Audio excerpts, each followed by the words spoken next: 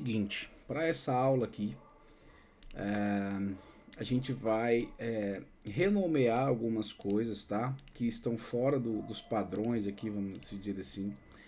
Coisas como isso aqui, por exemplo, ó. A gente está utilizando, tá? A variable underline datas aqui, né? E aqui, ó, a gente está utilizando creation data com D maiúsculo, né? Aqui no camel case que a gente chama, né?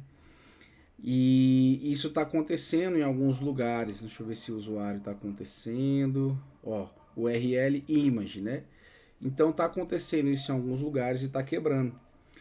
Então, vamos primeiro ajustar aqui o nosso core, né? Vamos ajustar aqui os nossos modelos primeiro, antes de continuar o que a gente estava fazendo. O primeiro ajuste que eu quero fazer aqui é o seguinte. Nós estávamos chamando aqui os nossos participantes model, né? Ou seja, os participantes do nosso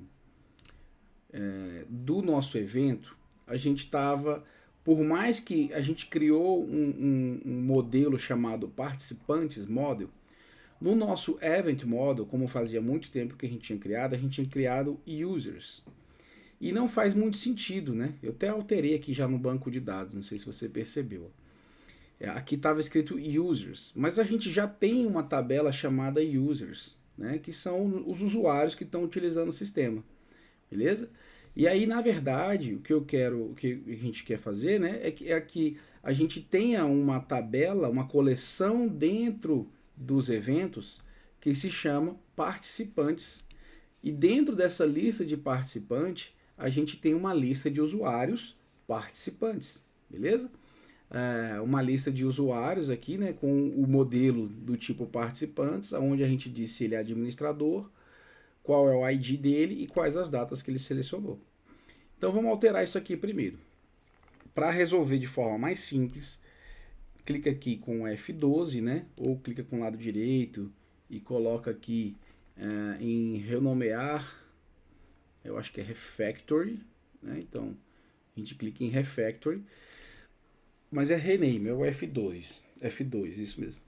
E vamos tirar aqui o Users e colocar Participants. Participants. Em inglês o acento é no I, descobri, tá? Então é uma lista de participantes, né? E aí o que acontece? Ó, a gente tem aqui embaixo, a gente vai ter que fazer alguns ajustes também. Porque, ó, por mais que a gente criou a variável agora com o nome de participantes, a gente espera users na lista, né? Mas na verdade não é participantes. Então aqui dentro também, ó, onde está escrito users, tanto na hora de pegar os dados do from map quanto colocar lá no from map, a gente tem que colocar da seguinte forma: inclusive você pode renomear todos, né? Pesquisa aqui com Ctrl F, aí você vai falar assim, ó, todos os users, você clica aqui na setinha, você vai substituir por participantes,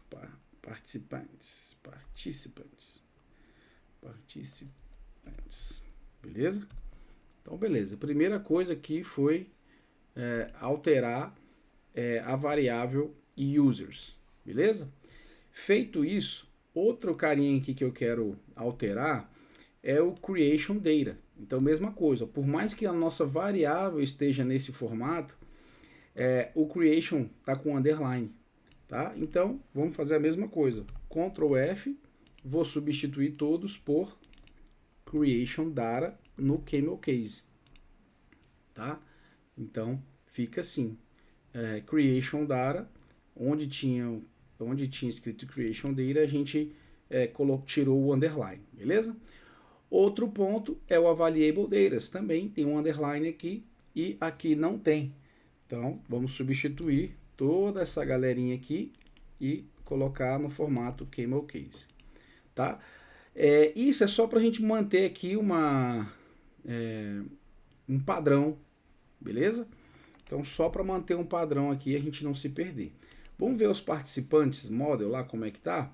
Se tá tudo certo, ó. a minha variável user ID e no meu banco eu também estou salvando com o nome de user ID. Select days, está certinho, admin, admin. Então aqui está certo. Somatórios de usuários a gente não faz nada e user model também está tudo certo, beleza? Show de bola. Então vamos voltar aqui para o nosso event model. Outro detalhe que eu quero aqui que a gente altere é o seguinte.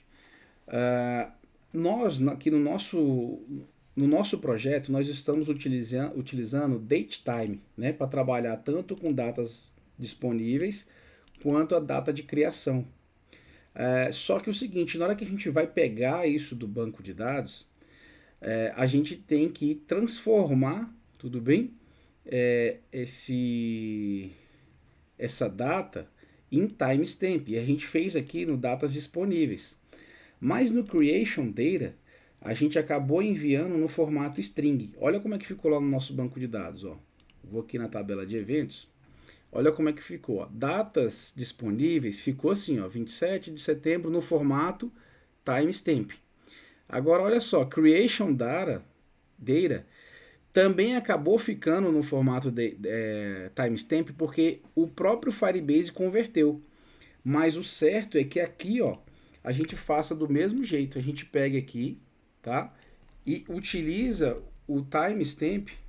Então a gente vai utilizar o timestamp ponto from date, ou seja, a gente quer enviar exatamente esse objeto lá, porque a gente sabe que é o que nosso objeto escuta lá no Firebase, tudo bem? E aqui dentro a gente coloca creation data.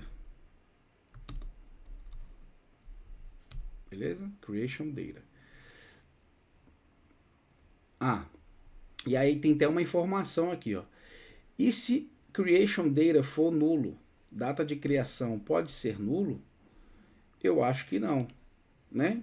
Se eu estou criando um event model, em momento nenhum a gente pode criar um evento model sem uma data de criação. Então eu tirei aqui o nullable do creation data, tá? Para não ter problema. E aí vamos ver o que quebrou aqui. Creation data, o argumento data can't be. Tá. A gente está passando null aqui, ó. Se a gente não conseguir a data de criação, ou seja, se não existir essa data de criação, a gente está pegando, fazendo um parse. Né? Se existir. Se não existir, a gente está enviando null e não pode. Então, por padrão, se não existir uma data, é esse o problema? O argumento datetime can't be assigned the parameter. A gente teria que colocar aqui assim. Porque esse try parse aqui não pode. A gente vai fazer realmente um parse. Beleza? Mas na verdade isso aqui vai mudar. Né? Isso aqui vai mudar. Porque a gente não vai fazer mais datetime parse. A gente vai utilizar o timestamp para transformar numa data. Beleza? Então, ó, a gente alterou aqui esses dados. Vamos lá nos nossos participantes e vamos fazer a mesma coisa. Ó. No toMap aqui dele, ó, tem selected dates. A gente está pegando uma lista, né? A gente está utilizando o list from, pegando os dias selecionados, para cada data a gente está transformando numa data string, mas não é isso que a gente quer. Aqui também a gente vai colocar no formato timestamp, beleza? From data. E aqui dentro a gente vai enviar a data e, tudo bem? Se a gente quiser melhorar aqui ainda, a gente já pode tipar essa data aqui dizendo que é do tipo tipar essa lista, né, que é do tipo timestamp, ou seja, cada elemento aqui interno vai ser do tipo timestamp, só para melhorar aqui a nossa leitura, certo?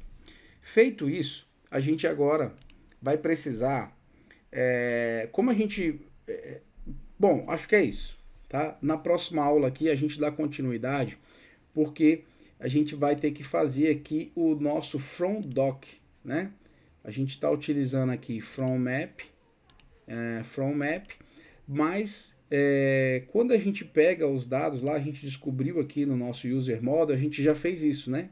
Quando a gente pega os dados de um banco de dados no formato JSON, a gente pega aqui com map string. E no caso do nosso Firebase, a gente pega no formato document snapshot, né? E aí a gente tem que criar esse from doc aqui. Eu vou fazer isso aqui também na próxima aula, tudo bem? É isso, essa aula aqui foi só para renomear esses dados aí. Se tiver com dificuldade, repete, mas é só para a gente ficar no padrão aqui em relação aos nomes que a gente está aceitando aqui e está enviando para o nosso banco de dados. O que eu vou precisar fazer aqui é excluir essa coleção, tá? Porque tem algumas coisas aqui que não estão no mesmo formato. Então, para garantir, eu vou excluir a coleção existente, events. Então, vou excluir aqui a coleção existente, para que a gente tenha agora um padrão dentro do nosso banco de dados, beleza?